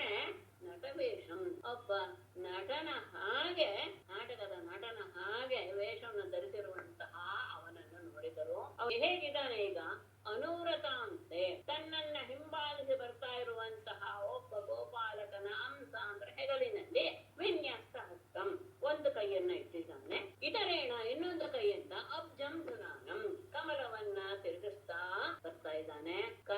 ಕರ್ಣೋತ್ಪಲ ಅಲಕ ಕಪೋಲ ಮುಖಾಬ್ಜ, ಕಿವಿಗಳಲ್ಲಿ ಕನ್ನೈದಿಲೆಗಳನ್ನ ಧರಿಸಿರುವುದು. ಅಲಕ ಅಂದ್ರೆ ಮುಂಗುರುಳು, ಕಪೋಲ ಅಂದ್ರೆ ಕೆನ್ನೆ. ಆ ಕೆನ್ನೆಗಳ ಮೇಲೆ ಮುಂಗುರುಳು ಸುಳಿತಾ ಇದೆ. ಮುಖಾಬ್ಜ ಹಾಸಂ, ಆ ಮುಖ ಕಮಲವು ನಗುವಿನಿಂದ ತುಂಬಿದೆ. ಅಂತಹ ಕೃಷ್ಣನನ್ನ ನೋಡಿದರು. ಶ್ಯಾಮಲಾಂಗ, ಬಂಗಾರದ ಬಣ್ಣದ ಪೀತಾಂಬರನ್ನು ಹುಟ್ಟಿದ್ದಾನೆ. ವನಮಾಲೆ, ನವಿಲುಗರಿ, ಚಿಗುರೆಲೆ ಮತ್ತು ವೈದಿಕ ಧಾತುವಿನ ಬಣ್ಣದಿಂದ ಅಲಂಕರಿಸಿಕೊಂಡು ನಟನ ಹಾಗೆ ಇದ್ದಾನೆ. ತನ್ನ ಗೆಳೆಯನ ಹೆಗಲಿನ ಮೇಲೆ ಒಂದು ಕೈಯನ್ನಿಟ್ಟು ಇನ್ನೊಂದು ಕೈಯಲ್ಲಿ ಕಮಲವನ್ನ ಆಡಿಸ್ತಾ ಇದ್ದಾನೆ. ಕಿವಿಯಲ್ಲಿ ಕನ್ನೈದಿಲೆ ಹೂವಿದೆ, ಹಣೆಯಲ್ಲಿ ಮುಂಗುರುಳು, ಆ ಮುಂಗುರುಳು ಕೆನ್ನೆಯ ಮೇಲೆ ಕಾಣಿಸ್ತಾ ಇದೆ. ಮುಖ ಕಮಲದಲ್ಲಿ ಮುಗುಳುನಗೆ. ಇಂತಹ ಗೋಪಾಲಕರ ಆರಾಧ್ಯ ದೇವನಾದ ಕೃಷ್ಣನನ್ನ ಆ ಸ್ತ್ರೀಯರು ನೋಡಿದರು.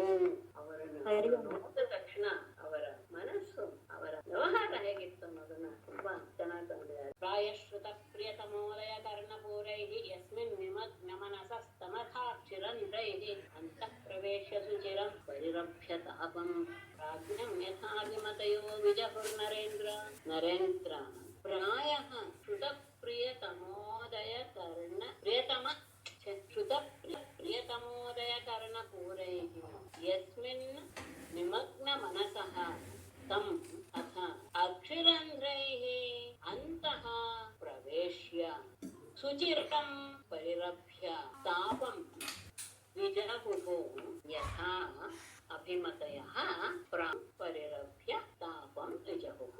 ಬೇಕಾದ್ರೆ ಹೋಗೋದು, ಪ್ರಯತ್ನ ಅಂತ ಹೇಳಿದ್ರೆ ಸಾಕು. ಪ್ರಾಯಃ ಸಾಮಾನ್ಯವಾಗಿ ಶ್ರುತ ಪ್ರಿಯತಮ ಉದಯ ಕರ್ಣಪೂರೈಹಿ, ಇಲ್ಲಿಯವರೆಗೂ ತಮಗೆ ಪ್ರೀತಿ ಪಾತ್ರನಾದಂತಹ ಕೃಷ್ಣನ ಮಹಿಮೆಗಳ ವರ್ಣನೆಯನ್ನ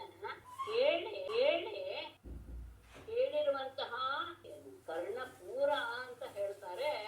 ಅದು ಒಂದು ರೀತಿಯ ಅವರ ಕಿವಿಗಳಿಗೆ ಒಂದು ರೀತಿಯ ಆಭರಣಗಳಾಗ್ಬಿಟ್ಟಿತ್ತು.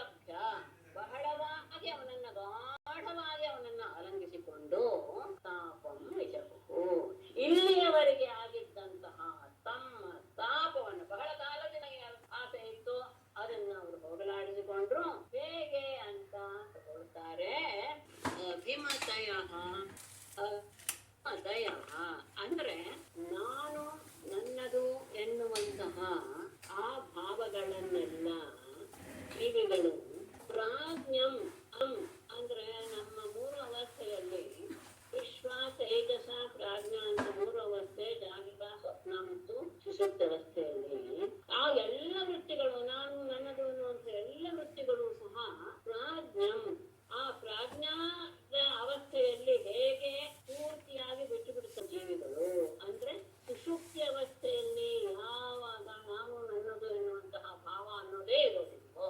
ಮತ್ತೆ ಗೊತ್ತಾಯ್ತಾ? ಇಲ್ಲ ಮೇಡಮ್. ಇಲ್ಲ ಮತ್ತೆ ಏನೋ ಶಬ್ದ ಬಂತು, ಗೊತ್ತಾಯ್ತು ಅನ್ಕೊಂಡೆ. ಅದು ನನಗೆ ಪರೀಕ್ಷೆ ಮಾಡಿದಾಗ ಇಂಥ ವಿಷಯದಲ್ಲಿ ಏನೋ ತೊಂದರೆ. ಹೇಗೆ ಆ ಸತ್ಯವಸ್ಥೆಯಲ್ಲಿ ಜೀವಿಗಳಿಗೆ ಅಂದ್ರೆ ಮನುಷ್ಯರಿಗೆ ತಾನು ತನ್ನದು ಎನ್ನುವಂತಹ ಭಾವನೆಯೇ ಇರೋದಿಲ್ವೋ ಆ ರೀತಿಯ ಭಾವವನ್ನು ಅವರಂದ್ರೆ ಪೂರ್ತಿಯಾಗಿ ಅವನಲ್ಲಿ ತಮ್ಮನ್ನ ತೊಡಗಿಸಿಕೊಂಡಿದ್ರು, ಅವನಿಗೆ ಲೀನರಾಗಿ ಬಿಟ್ರು.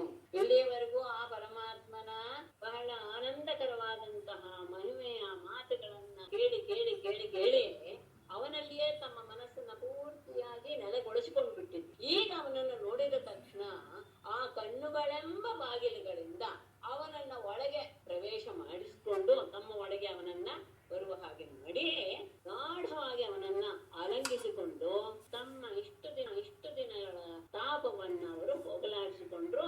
ಹೇಗೆ ಸುಷುಪ್ತಾವಸ್ಥೆಯಲ್ಲಿ ಜೀವಿಗಳು ಆ ಪ್ರಾಜ್ಞನನ್ನ ಹೊಂದಿ ಆನಂದವನ್ನು ಹೊಂದ್ತಾರೋ ಆ ರೀತಿಯಾಗಿ ಅಂದ್ರೆ ನಾನು ನನ್ನದು ಎನ್ನುವ ಭಾವ ಯಾವುದೇ ಇರಲ್ಲ.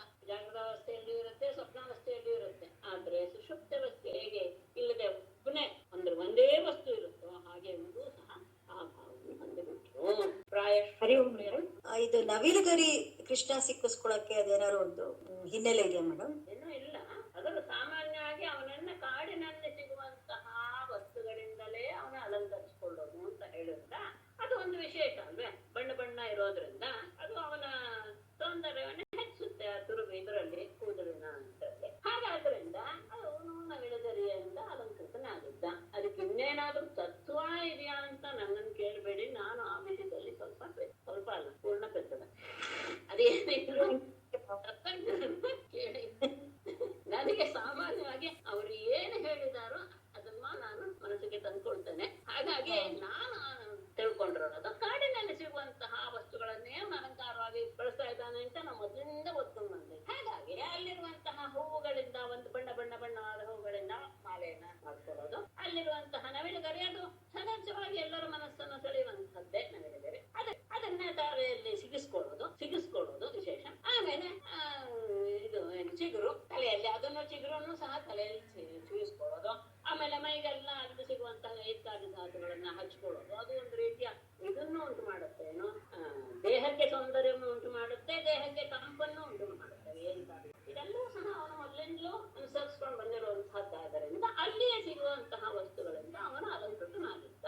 ಇಷ್ಟು ಮಾತ್ರ ನನಗೆ ಏನಾದ್ರೂ ಒಂದು ವಿಶೇಷವಾದ ಅರ್ಥ ಇದೆಯಾ ಅಂತ ನೀವು ನನ್ನನ್ನು ಕೇಳಿದ್ರೆ ಪ್ರಯೋಜನ ಇಲ್ಲ. ನಿಮ್ಗೆ ಏನಾದ್ರು ಗೊತ್ತಿದ್ರೆ ಹೇಳಿ, ಹೌದಾ ಅಂತ ನಾನು ವಿಚಾರ ಮಾಡ್ತೀನಿ. ನನ್ಗೆ ಗೊತ್ತಿಲ್ಲ ಮೇಡಮ್, ಅದು ಮುಂಚಿಂದ ಕುತೂಹಲ ಇತ್ತು ಯಾಕೆ ಸಿಕ್ಕಿಸ್ಕೋತಾರ ನವಿಲುಗರಿನೇ ಅಂತ, ಅದಕ್ಕೆ ಅಲ್ಲ ಅದು ಸಹಜ ಅಲ್ವೇ. ಆ ಗರಿನ ಹೂವಿನ ತರಹ ಸಿಗಿಸ್ಕೊಳ್ಳೋದು ಒಂದು ರೀತಿ ಅಲಂಕಾರ ಆಗುತ್ತೆ ಅಲ್ವೇ.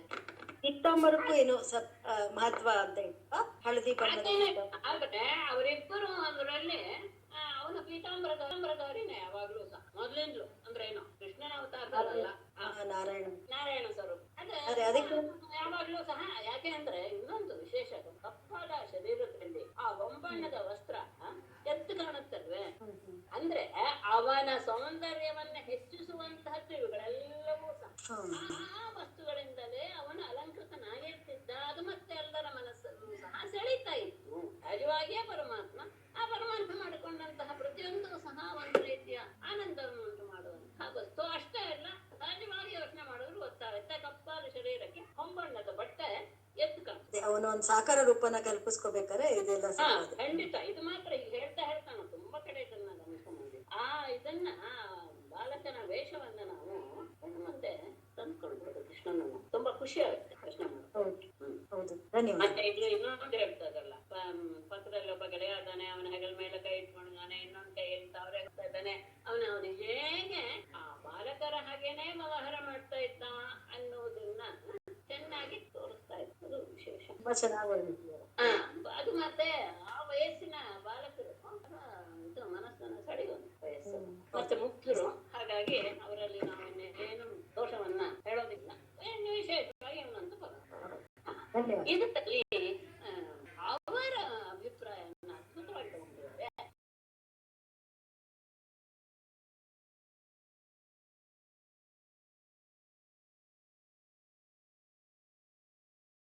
ಶ್ರೀ ಭಗವಾನುವಾಚ ಸ್ವಾಗತಮೋ ಮಹಾಭಾಗಾಃ ಆಸ್ಯತಾಂ ಕರವಾಮ ಕಿಂ ಎನ್ನೋ ನಿರ್ವಕ್ಷಯಾ ಪ್ರಾಪ್ತಾಃ ಉಪಪನ್ನ ವಿನಂಹಿತಃ. ಮಹಾಭಾಗಾಃ ವಹ ಸ್ವಾಗತಂ ಆಸ್ಯತಾಂ ಕಿಂ ಕರವಾಮ ಯತ್ ನಃ ದಿದೃಕ್ಷಯಾ ಪ್ರಾಪ್ತಾಃ ವಹ ಇದಂ ಉಪಪನ್ನಂ.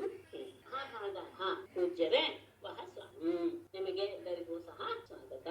ಆಸ್ಯತಾಂ, ಎಲ್ಲರೂ ಕುಳಿತುಕೊಳ್ಳಿ. ಕಿಂ ಕರವಾಮ, ನಿಮಗೆ ನಾನೇನು ಏಕೆಂದರೆ ನಹದಿದೃಕ್ಷಯ ನನ್ನನ್ನು ನೋಡಬೇಕು ಅಂತ ನೀವೆಲ್ಲ ಬಂದಿದ್ದೀರಾ. ಇದಂ ಉಪಪನ್ನಂ, ಇದು ನಿಮಗೆ ಯೋಗ್ಯವಾಗಿಯೇ ಇದೆ. ಅಂದ್ರೆ ನೀವು ಬಂದಿರುವಂತದ್ದು ಸರಿಯಾಗೇ ಇದೆ. ನೀವು ನನ್ನನ್ನು ನೋಡಕ್ಕೆ ಅಂತ ಬಂದಿದ್ದೀರಾ, ನಿಮಗೆ ಸ್ವಾಗತ. ಕೂತ್ಕೊಳ್ಳಿ. ನಿಮಗೆ ನಾನು ಏನು ಮಾಡಲಿ? ಯಾಕೆ ನಿಮ್ಮಲ್ಲಿ ಆ ಇದೆಯಾ, ಸಾಮರ್ಥ್ಯ ಇದೆಯಾ ಅಂದ್ರೆ ಇದೆ. ಯಾಕೆ ಅಂದ್ರೆ ಇಂಥವರು ಹೇಗೆ ಇರ್ತಾರೆ ಅಂದ್ರೆ ನನ್ವರ್ಧಾಮೈ ಕುರ್ವಂತೆ ಕುಶಲ ಸ್ವಾರ್ಥ ದರ್ಶನ ಅಹೈತು ಅವ್ಯವಹಿತಾಂ ಭಕ್ತಿಮಾತ್ಮಪ್ರಿಯೇ ಯಥಾ. ಆತ್ಮಪ್ರಿಯೇ ಯಥಾ ಸ್ವಾರ್ಥ ದರ್ಶನ ಕುಶಲಾಃ ಅದ್ಧಾ ಮಯಿ ಅಹೈತುಕ್ಯವ್ಯವಹಿತಾಂ ಭಕ್ತಿಂ ಕುರ್ವಂತಿ. ಆತ್ಮಪ್ರಿಯೇ ಯಥಾ, ಆತ್ಮ ಮತ್ತು ಪ್ರಿಯ ಎರಡು ವಿಶೇಷವಾಗಿ ತಗೊಂಡಿದ್ದಾರೆ. ಆತ್ಮ ಸ್ವರೂಪನಾಗಿರುವುದು ಒಂದು ನಾನು, ಅಷ್ಟೇ ಅಲ್ಲ ನಿಮ್ಗೆಲ್ಲರಿಗೂ ಸಹ ಪ್ರೀತಿ ಪಾತ್ರನಾದ ಪ್ರಿಯನು ಅಂತಹ ನನ್ನಲ್ಲಿ ಯಥಾ ಹೇಗೆ ಸ್ವಾರ್ಥ ದರ್ಶನ. ಸ್ವಾರ್ಥ ಅಂದ್ರೆ ತಮ್ಮ ಪುರುಷಾರ್ಥವನ್ನ ಮಾತ್ರ ನೋಡುವಂತಹ ಅವರು ಕುಶಲಾಹ ಜ್ಞಾನಿಗಳು. ಅಹೈತುಕ್ಯವ್ಯವಹಿತಾಂ, ಯಾವ ಫಲದ ಆಶೆ ಇಲ್ಲದೆ ನಿರಂತರವಾದಂತಹ ಭಕ್ತಿಯನ್ನು ಅರ್ಥ ಅಂದ್ರೆ ಸಾಕ್ಷಾತ್ತಾದ ನನ್ನಲ್ಲಿ ಮೈ ಕುರುವಂತೆ ನನ್ನಲ್ಲಿ ಇಡ್ತಾರೆ ಅಲ್ವೇ. ಆತ್ಮಸ್ವರೂಪನಾದವನು ಪ್ರಿಯನಾದವನ ವಿಷಯದಲ್ಲಿ ಹೇಗೆ ವ್ಯವಹಾರೇ ಜನ, ಹಾಗೆ ತಮ್ಮ ಪರಮಾರ್ಥವನ್ನೇ ಅಂದ್ರೆ ಸರಿಯಾದದ್ದನ್ನೇ ಪುರುಷಾರ್ಥವನ್ನೇ ನೋಡುವಂತಹ ಜನರು ಜ್ಞಾನಿಗಳು ಯಾವ ಫಲವನ್ನು ಮನಸ್ಸಿನಲ್ಲಿ ಅಪೇಕ್ಷೆ ಪಡದೆ ನಿರಂತರವಾಗಿ ಸಾಕ್ಷಾತ್ತಾದ ನನ್ನಲ್ಲಿ ಭಕ್ತಿಯನ್ನ ಕೊಡ್ತಾರೆ. ಹಾಗಾಗಿ ನೀವು ಈ ರೀತಿಯಾದಂತಹ ಭಾವನೆ ಇಟ್ಟುಕೊಂಡಿದ್ದರಿಂದಲೇ ನೀವು ಬಂದಿದ್ದೀರಾ. ಇದು ನಿಮಗೆ ಯೋಗ್ಯವಾಗಿಯೇ. ಮೇಡಮ್, ಕುಶಲಾಹ ಆದ್ಮೇಲೆ ಸ್ವಲ್ಪ ಇನ್ನೊಂದ್ಸಲ ಹೇಳ್ತೀರಾ ಒಳಗೆ? ಆತ್ಮಪ್ರಿಯೇ ಯಥಾ ಸ್ವಾರ್ಥದರ್ಶನಾಃ ಅಥವಾ ಕುಶಲಾಃ ಸ್ವಾರ್ಥದರ್ಶನ, ಹೇಗಾದ್ರೂ ಮಾಡಿ ಎರಡು ಇದ್ದೇನೆ. ಅದ್ಧಾ ಮಯಿ ಅಹೈತುಕ್ಯವ್ಯವಹಿತಾಂ ಭಕ್ತಿರ್ವಂತಿ ಕುಶಲಾಃ. ಅದ್ರಲ್ಲಿ ಕೇಳಿಸ್ತಿಲ್ಲ, ಮತ್ತೆ ಕೇಳಿಸ್ತಾ ಇಲ್ಲ. ಹೌದು, ಅದು ನಿಮ್ಗೆ ಕೇಳಿಸ್ಬಾರ್ದು ಅಂತಿದೆಯಾ? ಆತ್ಮಪ್ರಿಯೇ ಸ್ವಾರ್ಥದರ್ಶನಾಃ ಕುಶಲಾಃ ಅದ್ಧಾ ಮಯಿ ಅಹೈತುಕ್ಯವ್ಯವಹಿತಾಂ ಭಕ್ತಿಂ ಕುರ್ವಂತಿ ನನು. ಆತ್ಮಹಿತವನ್ನ ಬಯಸುವಂತಹ ಬುದ್ಧಿಶಾಲಿಗಳು, ಆತ್ಮಸ್ವರೂಪನೇ ಆದ ಪ್ರಿಯನೂ ಆದಂತಹ ನನ್ನಲ್ಲಿ, ಸಾಕ್ಷಾತ್ ಭಗವಂತನಾದ ನನ್ನಲ್ಲಿ ಯಾವ ಫಲಾಪೇಕ್ಷೆಯನ್ನು ಇಡದೆ ನಿರಂತರವಾದ ಭಕ್ತಿಯನ್ನ ಇಟ್ಟಿದ್ದಾರಲ್ವೇ, ಹಾಗೆ ನೀವು ಸಹ ಇಟ್ಟಿದ್ದೀರಾ. ಇಲ್ಲಿ ನಾನು ನೀನು ಎನ್ನುವಂತಹ ಭೇದ ಭಾವ ತೋರೋದೇ ಇಲ್ಲ. ಪ್ರಾಣ ಬುದ್ಧಿ ಮನಸ್ವಾತ್ಮಧಾರ ಅಪತ್ಯ ಧನಾದಯ ಯತ್ಸಂಪರ್ಕಾತ್ ಪ್ರಿಯ ಆಸನ್ನ ತತಃ ಕೋನು ಅಪರಃ ಪ್ರಿಯಃ.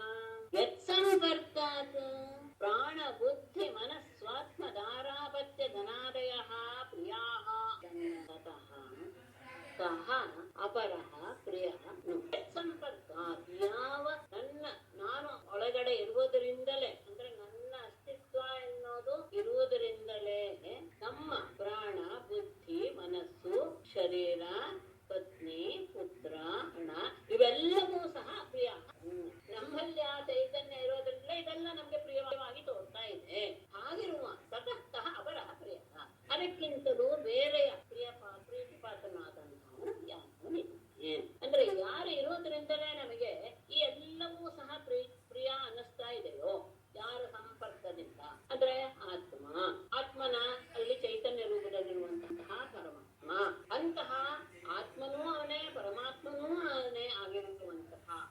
ನಮ್ಮಿಂದಲೇ ನಿಮಗೆ ಇದೆಲ್ಲವೂ ಸಹ ಪ್ರಿಯ ಅನ್ನಿಸ್ತಾ ಇದೆ. ಹಾಗಿರುವಾಗ ಅದಕ್ಕಿಂತಲೂ ಪ್ರಿಯವಾದಂತಹ ವಸ್ತು ಬೇರೆ ಯಾವುದಿರೋದಕ್ಕೆ ಸಾಧ್ಯ? ಹೇಗೆ ಆತ್ಮ ಸಂಬಂಧದಿಂದ ಹೇಗೆ ಅಂದ್ರೆ ಅದು ಅಧ್ಯಾಸದಿಂದಲೇ ಹೊರತು ನೇರವಾಗಿ ನಮ್ಗೆ ಗೊತ್ತಿಲ್ಲ. ಅವನಿರೋದ್ರಿಂದಲೇ ನಾವೆಲ್ಲವನ್ನೂ ಸಹ ಇಷ್ಟಪಡ್ತೀವಿ, ಎಲ್ಲವೂ ನಮ್ಗೆ ಪ್ರಿಯವಾಗ್ತಾ ಇದೆ. ಆದರೆ ಅದು ನಮಗೆ ಅಧ್ಯಾಸದಿಂದ ಆಗ್ತಾ ಇದೆ. ಸ್ವಾಜ್ಞಾನ ಇದ್ಬಿಟ್ರೆ ನಾವೆಲ್ಲರೂ ಮೋಕ್ಷಕ್ಕೆ ಅರ್ಹರೇ ಆಗ್ಬೋದು. ಹಾಗೆ ಅಂತಹ ಅವರಿಗಿಂತ ಪ್ರಿಯವಾದದ್ದು ಯಾವುದೂ ಇಲ್ಲ. ಹಾಗೆ ಹೇಳಿ ಅವರನ್ನ ತದ್ಯಾತದೇವೇ ಜನಂ ಪದಯೋ ದ್ವಿಜಾತಯಃ ಸಸತ್ರಂ ಪಾರಯಿಷ್ಯಂತಿ ಯುಷ್ಮಾಭಿಃ ಗೃಹಮೇಧಿನಃ. ತತ್ ದೇವಯಜನಂ ಯಾತ ವಹ ಪತಯಃ ದ್ವಿಜಾತಯಃ ಗೃಹಮೇಧಿನಃ ಯುಷ್ಮಾಭಿಃ ಸ್ವಸತ್ರಂ ಪಾರಯಿಷ್ಯಂತಿ. ಹಾಗಾಗಿ ನೀವು ಬಂದು ಯೋಗ್ಯವಾಗಿಯೇ ಬಂದಿದ್ದಂದ್ರೆ ಕೊಟ್ಟು ಕಳಿಸಿಲ್ಲ ಆಹಾರವನ್ನು ಗಮನಿಸಿ. ಯಾಕೆ ಅಂದ್ರೆ ಬೀಜವರ್ತನಾದವನ್ನು ನೋಡಬೇಕು ಅನ್ನೋ ಉದ್ದೇಶ ಬಂದಿದ್ದೀರಾ. ಹಾಗಾಗಿ ಈಗ ನೀವು ದೇವಯಜನಂ ನೀವು ನಿಮ್ಮ ಯಜ್ಞಶಾಲೆಗೆ ನೀವು ಹೊರಡಿ. ವಹ ನಿಮ್ಮ ಪತಯಃ ದ್ವಿಜಾತಯಃ ನಿಮ್ಮ ಪತಿಗಳಾದ ಆ ಬ್ರಾಹ್ಮಣರು ಗೃಹಮೇಧಿನಃ ಗೃಹಸ್ಥರಾಗಿರುವವರು ಯುಷ್ಮಾಭಿಃ ನಿಮ್ಮಿಂದೆ ಸ್ವಸತ್ರಂ ಪಾರಯಿಷ್ಯಂತಿ ಆ ತಾವು ಮಾಡ್ತಾ ಇರುವಂತಹ ಯಜ್ಞವನ್ನ ಮುಗಿಸೋದಕ್ಕೆ ಸಾಧ್ಯ. ನೀವಿಲ್ಲದಿದ್ರೆ ಗೃಹಸ್ಥರು ಅಂತ ಹೇಳ್ಕೊಂಡಿರೋದ್ರಿಂದ ನಿಮ್ಮಿಂದ ಗೃಹಸ್ಥರಾದವರಿಗೆ ಮಾತ್ರ ಕೆಲವು ಯಜ್ಞಾಗಗಳನ್ನು ಮಾಡುವಂತಹ ಯೋಗ್ಯತೆ. ಹಾಗಾಗಿ ನೀವೀಗ ಯಜ್ಞಶಾಲೆಗೆ ಹೋಗಿ ನೀವು ಹೋದ ಮೇಲೆ ನಿಮ್ಮಿಂದಲೇ ಅವರು ಆ ಯಜ್ಞವನ್ನ ಪರಿಪೂರ್ಣ ಮಾಡ್ತಾರೆ.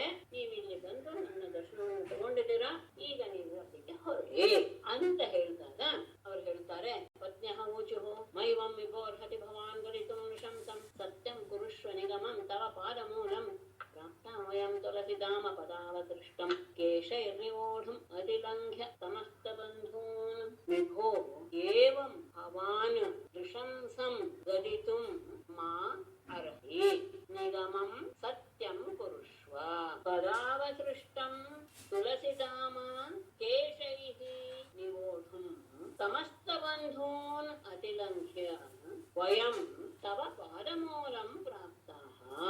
ವಿಭೋ ಪರಮಾತ್ಮನೇ, ಏವಂ ಈ ರೀತಿಯಾಗಿ ಭವಾನ್ ನೀನು ಗತುಂ ನೃಶಂಸಂ ಗತಿತುಂ ಕರ್ಣಕಠೋರವಾದ ಮಾತನ್ನಾಡೋದು ಹೇಳೋದು ಸರಿಯಲ್ಲ. ನಿಗಮಂ ಸತ್ಯಂ ಕುರುಷ್ವ. ನಿಗಮ ಅಂತ ಹೇಳಿದ್ರೆ ವೇದದ ವಾಕ್ಯ ಅಂದ್ರೆ ನಿನ್ನ ಭಕ್ತರನ್ನ ನಾನು ನೋಡ್ಕೊಳ್ತೇನೆ ಅನ್ನೋ ಮಾತು. ಅಷ್ಟೇ ಅಲ್ಲ, ಈಗ ತಾನೇ ನೀನು ಬಂದ ತಕ್ಷಣ ನೀನು ಹೇಳಿದೆ ನಿಮ್ಗೆ ಏನ್ ಮಾಡ್ಲಿ ಅಂತ ಕೇಳಿದ್ರೆ ಆ ಮಾತನ್ನು ಸಹ ನೀನು ಸತ್ಯವನ್ನಾಗಿ ಮಾಡು. ಏನು ಪದಾವ ನಾವು ಬಂದಿರೋದು ಹೇಗೆ? ಪದಾವ ಸೃಷ್ಟಂ ನಿನ್ನ ಪಾದದಲ್ಲಿ ಬಿದ್ದಿರುವ ತುಳಸಿಧಾಮ ತುಳಸಿಯ ಮಾಲೆಯನ್ನ ಕೇಶೈಹಿ ನಿವೋಢುಂ ನಮ್ಮ ಮುಡಿಯಲ್ಲಿ ಧರಿಸಿಕೊಳ್ಳೋದಕ್ಕೋಸ್ಕರ ಸಮಸ್ತ ಬಂಧೂನ್ ಎಲ್ಲ ಬಂಧುಗಳನ್ನು ಸಹ ಅತಿಲಂಘ್ಯ ಅಂದ್ರೆ ಅವರ ಮಾತುಗಳನ್ನೆಲ್ಲ ಮೀರಿ ತಮ ಪಾದ ಮೂಲಂ ವಯಂ ಪ್ರಾಪ್ತಃ ನಿನ್ನ ಪಾದ ಕಮಲದ ಹತ್ತಿರ ನಾವು ಬಂದ್ಬಿಟ್ಟಿದ್ದೇವೆ. ನೀನು ಈ ರೀತಿಯಾಗಿ ನಮಗೆ ಕರ್ಣಕಠೋರವಾದ ಮಾತನ್ನ ಆಡಬೇಡ, ಹೋಗಿ ಹಿಂತಿರುಗಿ ಹೋಗಿ ಅಂತ ಏನ್ ಮಾಡ್ಬೇಕು ಅಂತ ನೀನ್ ಹೇಳಿದೀಯಾ. ಮತ್ತೆ ನಾನು ನಿನ್ನ ಪಾದಕ್ಕೆ ಬಂದಿದ್ದೀವಿ ಅಂತ ಹೇಳಿದ್ಮೇಲೆ ಮತ್ತೆ ಹಿಂದಿರುವ ಪ್ರಶ್ನೆಯೇ ಇಲ್ಲ. ನಿನ್ನ ಪಾದ ಕಮಲದಲ್ಲಿರುವಂತಹ ತುಳಸಿಯನ್ನು ನಾವು ಮುಡಿಯಲ್ಲಿ ಮುಡಿದುಕೊಂಡು ಆನಂದವನ್ನು ಪಡಬೇಕು ಅನ್ನುವ ಉದ್ದೇಶದಿಂದ ಮನೆಯಿಂದ ಹೊರಟಾಗ ಎಲ್ಲರೂ ಮಾಡಿದಂತಹ ಆ ಪ್ರತಿಬಂಧವನ್ನೂ ಸಹ ಮೀರಿ ನಾವು ಬಂದು ಬಿಟ್ಟಿದ್ದೇವೆ. ನೀನು ಹೀಗೆ ಮಾತನಾಡೋದು ಸರಿಯಲ್ಲ.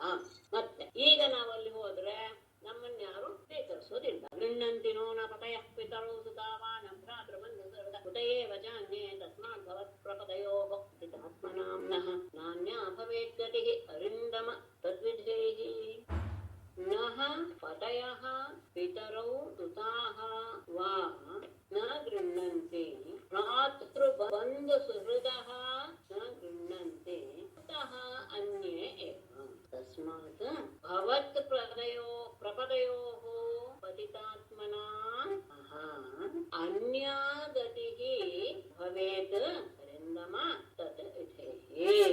ಪತಯಃ ಪತಿಯರು ನಃ ಪತಯಃ ನಮ್ಮ ಪತಿಯರು ಪಿತರು ತಂದೆ ತಾಯಿಗಳಾಗಲಿ ಸುತಾಃ ಮಕ್ಕಳಾಗಲಿ ನ ಗೃಹಂತಿ ನಮ್ಮನ್ನ ಸ್ವೀಕರಿಸೋದಿಲ್ಲ. ಯಾಕೆಂದ್ರೆ ಅವರ ಮಾತನ್ನ ಮೀರಿ ನಾವು ಬಂದ್ಬಿಟ್ಟಿದ್ದೇವೆ. ಅಷ್ಟೇ ಅಲ್ಲ, ಭ್ರಾತೃ ಬಂಧು ಸುಹೃದಃ ನಮ್ಮ ಸಹೋದರರಾಗಲಿ ನಮ್ಮ ಬಂಧುಗಳಾಗಲಿ ಸ್ನೇಹಿತರಾಗಲಿ ಯಾರು ಸಹ ನಮ್ಮನ್ನ ಸ್ವೀಕರಿಸುವುದಿಲ್ಲ. ಸ್ವತಃ ಉಳಿದವ್ರ ಬಗ್ಗೆ ಹೇಳೋದು ಇವರಿಗೆಲ್ಲ ಸ್ವೀಕರಿಸಪ್ಪ ನಮ್ಮನ್ನ ಅಂದ್ರೆ ಉಳಿದವ್ರ ಬಗ್ಗೆ ಹೇಳೋದು ಹಾಗೆ. ತಸ್ಮಾತ್ ಆದ್ದರಿಂದ ಭವತ್ ಪ್ರಪದಯೋಹೋ ನಿಮ್ಮ ಪಾದಗಳಿಗೆ ಪತಿತಾತ್ಮನಾಂ ಬಂದಿರುವ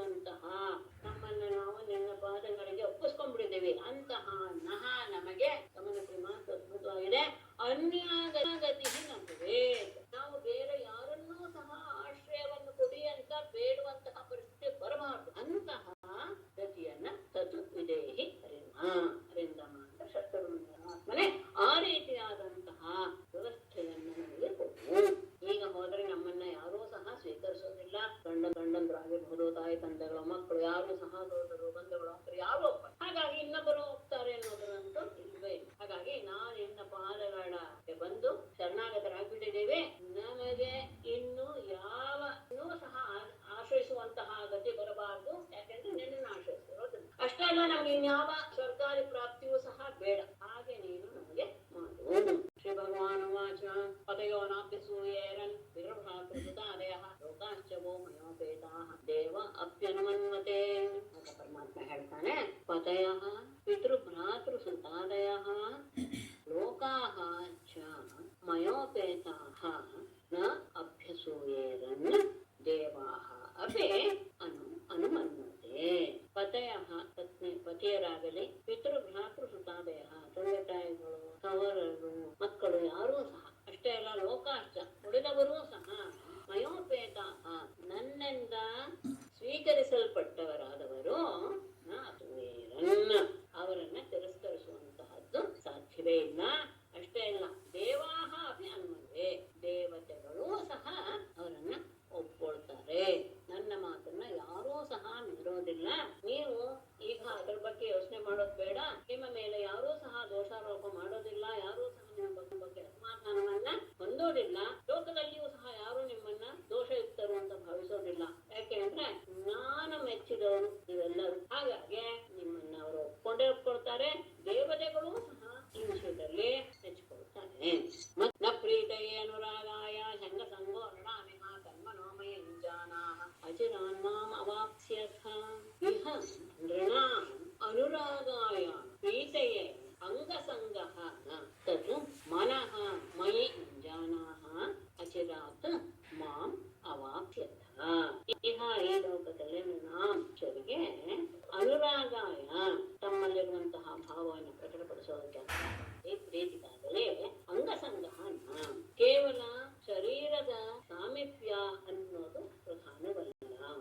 ಆದ್ದರಿಂದ ಮನಸ್ಸನ್ನ ಮಯಂಜಾನಃ ನನ್ನಲ್ಲಿ ನೆಲೆಗೊಳಿಸಿ ಅಚಿರಾತ್ ಬಹಳ ಬೇಗನೆ ನೀವು ನನ್ನನ್ನ ದೇಹದ ಸಾಮೀಪ್ಯ ಎನ್ನುವುದೇ ಸುಖ ಮತ್ತು ಪ್ರೀತಿಯನ್ನ ಹೆಚ್ಚು ಮಾಡೋದಕ್ಕೆ ಕಾರಣ ಅಂತ ಭಾವಿಸಬೇಡಿ. ನೀವೆಲ್ಲರೂ ನನ್ನಲ್ಲಿ ಮನಸ್ಸನ್ನ ನೆಲೆಗೊಳಿಸಿಬಿಡಿ, ಆಗ ನೀವು ಬಹಳ ಬೇಗ ನನ್ನನ್ನ ಪಡಿತೀರಾ.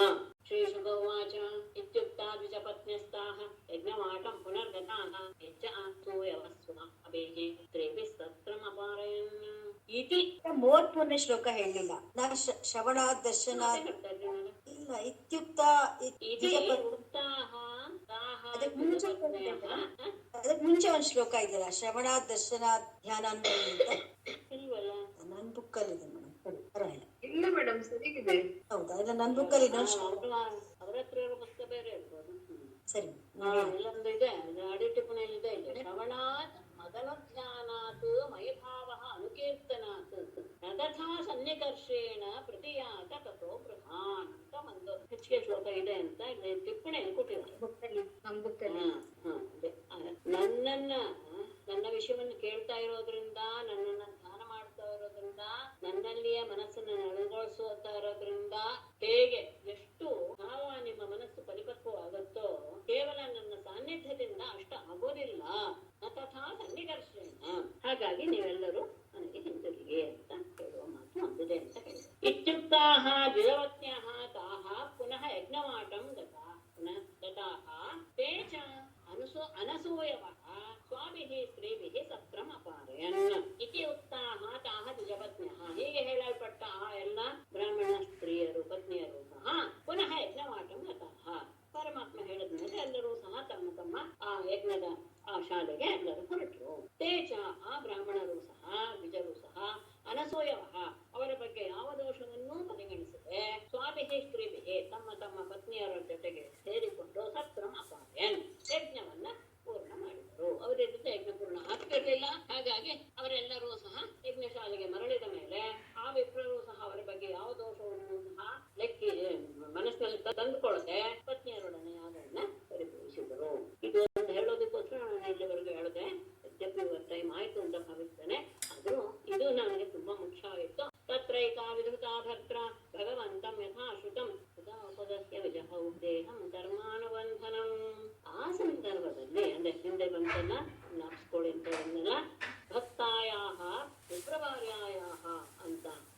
ಅವಳಿಗೆ ಅನುಗ್ರಹ ಮಾಡಬೇಕು ಅನ್ನೋ ಉದ್ದೇಶದಿಂದ ಇಷ್ಟೆಲ್ಲ ನಡೀತು.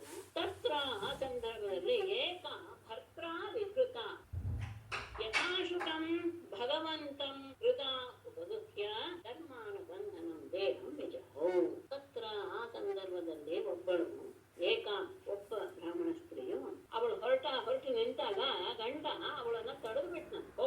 ಬೇಡ ಅಂತ ಭರ್ತ್ರ ವಿಕೃತ ಪತಿಯಿಂದ ಗಟ್ಟಿಯಾಗಿ ಹಿಡಿದುಕೊಳ್ಳಲ್ಪಟ್ಟಂತಹ ಅವಳು ಆಶ್ರುತಂ ಭಗವಂತಂ ಇಲ್ಲಿಯವರೆಗೂ ಪರಮಾತ್ಮನ ಸ್ವರೂಪವನ್ನ ಹೇಗೆ ಕೇಳಿದ್ಲು ಅಂತಹ ಭಗವಂತನನ್ನ ಹೃದಯೋಪಗತ್ಯ ತನ್ನ ಮನಸ್ಸಿನಲ್ಲಿಯೇ ನೆಲೆಸಿಕೊಂಡು ಧರ್ಮಾನುಬಂಧನಂ ದೇಹಂ ಧರ್ಮದಿಂದ ಉಂಟಾದಂತಹ ಈ ದೇಹವನ್ನ ವಿಜಹೌ ಬಿಟ್ಟರು.